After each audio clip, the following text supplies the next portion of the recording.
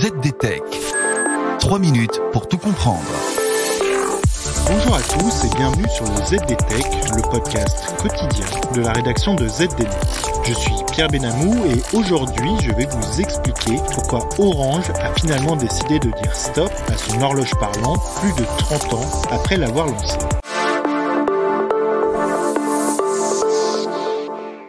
Certes, la nouvelle ne va faire râler que les nostalgiques. Qu'à cela ne tienne, sachez tout de même qu'Orange a bel et bien décidé de sonner le glas de son service d'horloge parlante. Alors pour les auditeurs qui l'ignoraient, vous voilà informés. Oui, l'opérateur historique commercialise encore aujourd'hui un service d'horloge parlante disponible au 36,99.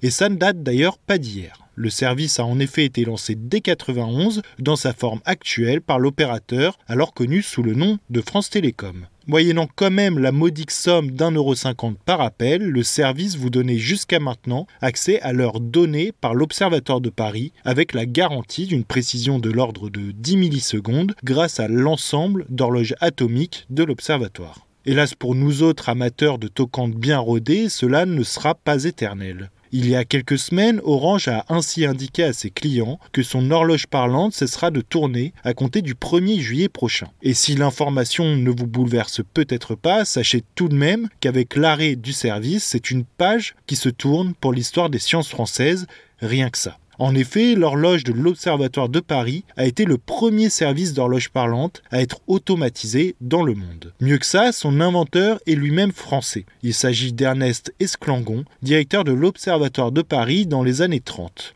Pour permettre au plus grand nombre d'avoir accès à une heure précise, ce dernier eut l'idée en 1933 d'automatiser le service alors uniquement disponible via un standard téléphonique surchargé. Ce n'est finalement qu'au début des années 90 que le système d'Esclangon a été connecté pour la première fois à une horloge atomique ultra précise grâce à une infrastructure reposant sur des commutateurs MT20, aujourd'hui en voie de disparition. Hélas, toute histoire a une fin et l'avènement des smartphones qui ont permis la démocratisation de l'accès à une heure précise a finalement eu la peau de l'horloge parlante d'Orange. L'opérateur ne s'en est d'ailleurs pas caché, invoquant la baisse régulière et significative des appels au 36,99, ainsi que la fin de vie programmée de son infrastructure pour justifier l'arrêt du service. Sachez tout de même que l'Observatoire de Paris continue à fournir une heure on ne peut plus précise via ses différents portails à retrouver sur la toile. Et voilà, normalement on a fait le tour du sujet. Pour en savoir plus, rendez-vous sur zdnet.fr et retrouvez tous les jours un nouvel épisode du ZDTech sur vos plateformes de podcast favorites.